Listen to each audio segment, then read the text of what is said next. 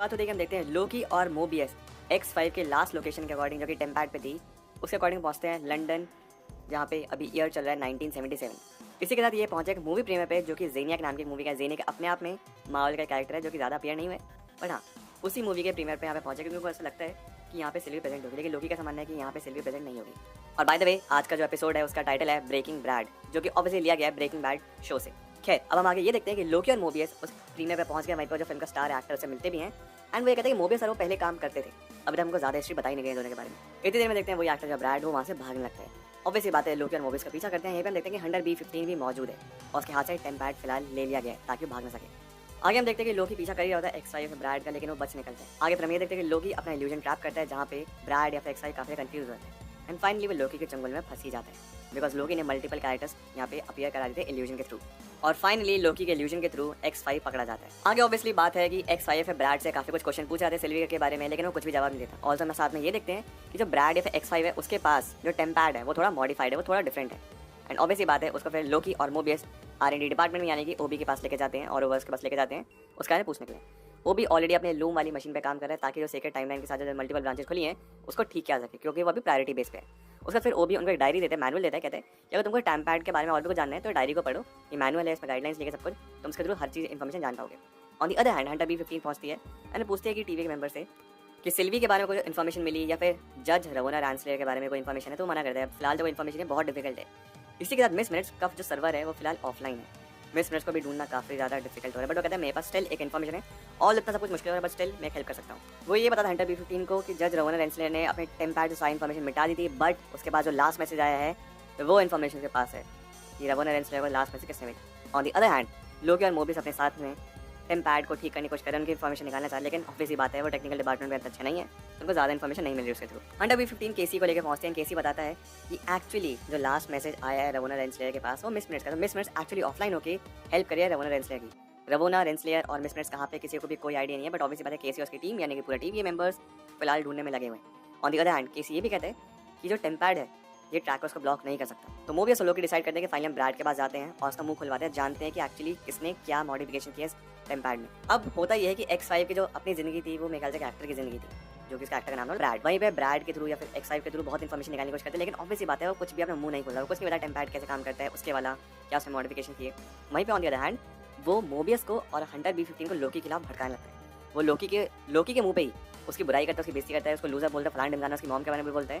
वो ये बोलता है तुम कुछ भी नहीं है, तुम एक लूजर हो, तुम विलन हो, बहुत कुछ बोलता है और लोकी ये सब चीज़ चुपचाप सुनता रहता है। वो चाहता है कि X5 गुस्से में आके कुछ ना कुछ ऐसे इन्फॉर्मेशन बाहर निकाल दे जो कि उनकी हेल्प करे at the and. Loki point के बाद अपना आपा खो देता है, काफी गुस्सा होता है एंड वो मेरे ख्याल से X5 को कुछ ना कुछ करता है, लेकिन उससे पहले ही मोबियस और हंटर B-15 को रोक लेते हैं। आगे X5 मोबियस से भी कहता है कि क्या तुमको जानते हो कि तुम्हारी पास्ट लाइफ क्या थी, हम सब यहाँ पे टीवी को हम सबको किडनैप किया यहाँ पे टीवी में काम करने के लिए, तुम्हारी अपनी जिंदगी, तुम क्या वो जिंदगी नहीं जीना चाहते, ये सब नकली चीज़ है, सब इल्यूजन है, सब फेक है, इसके बारे में मत सोच।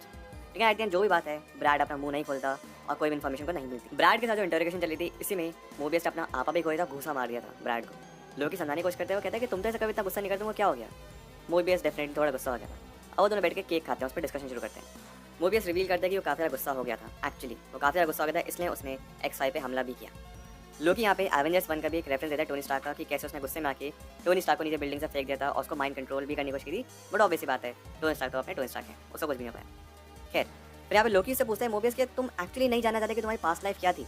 मोबियस कहता है नहीं, क्योंकि अगर बुरी लाइफ थी वो मैं हैंडल कर सकता हूँ, लेकिन अगर अच्छी लाइफ थी तो मैं कैसे उस दुख के साथ जीऊंगा कि मैं एक बहुत अच्छी लाइफ छोड़ के यहाँ पे टीवी में आ गया हूँ, जो है सो है, मुझे कुछ नहीं जानना। लोकी यहाँ पे टॉपिक चेंज करता है, पूछता है कि ठीक है चलो ठीक है मान ली बात, लेकिन अब ये तो बताओ कि हम X5 का मुंह कैसे खुलवाएं, वो तो कुछ बता ही नहीं रहा है। ऑन दी अदर हैंड हम ये देखते हैं कि ओबी उसी रूम में पहुंचता है टेम्परल ऑरा को ठीक करने के लिए, बट वो फेल होता है। वहाँ पे लगा था कुछ ना कुछ वार्निंग मैसेज आ रहा है, उसके मुंह से निकलता है ओह नो। वहीं पर हम ये देखते हैं कि X5 आराम कर रहे हैं अपने सेल में। उसके सेल में मोबियस और लोकी पहुंचते एक डिवाइस लेके, एक टॉर्चर डिवाइस लेके, और X5 जानता है कि उसको टॉर्चर होने वाला है, लेकिन फिर भी वो तैयार नहीं है मुंह खोलने का। उसके बाद हम ये देखते हैं कि लोकी मोबियस से कहता है कि तुम कंट्रोलर भूल गए हो। मोबियस कंट्रोलर लेने के लिए जैसे भाग जाता है वो सेल को बंद कर देता है एंड मोस्ट वाली मोबियस और लोकी का दोनों का प्लान है कि X5 को डराएं और उसके थ्रू इन्फॉर्मेशन निकालें। अब उस सेल में सिर्फ लोकी और X5 ही हैं। लोकी दरअसल में उस टॉर्चिंग मशीन का कंट्रोलर भी लेके आया था और वो धीरे धीरे करके उस पर टॉर्चर करना शुरू करता है, उसको क्यूब में बंद कर देता है, फिर इस क्यूब का साइज छोटा कर देता है और जैसे क्यूब का साइज छोटा होता जाएगा X5 उतना ही पिसता चला जाएगा। अब X5 की धीरे धीरे थोड़ी फटनी शुरू हो गई है और लोकी को लेकर कह रहा है कि मुझे माफ कर दो, मैं तुम्हारी मॉम के बारे में बोला, वो मुझे नहीं करना चाहिए, वहाँ पर दायरे में रखना चाहिए। और सब मोबियस का आवाज़ है, लेकिन मोबियस बाहर से अंदर नहीं आ सकता। और लोकी का जो मिस्टीरियस जो उसका जो असली जो उसका अस्तित्व है वो पूरा हो रहा है। धीरे धीरे धीरे करके एक्स5 के ऊपर टॉर्चर बढ़ता चल जाता है, काफी घबराता है। वो ये कहता है कि जिधर समय टीवी की जो टीम थी उन्होंने कहा था कि सिल्वी को ढूंढने के लिए, पता उसने खुद ही मना कर दिया। Loki is obviously not buying this. Loki कहता है मुझे तुम्हारी बात पर बिल्कुल विश्वास नहीं है, और टॉर्चर इतना ज़्यादा बढ़ जाता है कि फाइनली कहता है ठीक है मैं सब कुछ तुमको बताता हूँ। अब वो सारी इन्फॉर्मेशन देने के लिए रेडी है। एंड फाइनली फिर लोकी मोबियस को अंदर आने देता है। एंड हाँ, इन दोनों का ही प्लान था कि ऐसे उसके साथ हरकतें करनी, बट एक्स5 अपना मुंह खोलने का सबको तैयार है, वो सारी इन्फॉर्मेशन देने की प्रोवाइड करने को तैयार है। एक्स5 इतना बताता है ये सिल्वी है वो एक सीक्रेट टाइमलाइन पे तो नहीं है, वो एक ब्रांच पे बैठी हुई है। मतलब वो ऑब्वियसली बात है 1982 में मैकडॉनल्ड्स में काम करती है।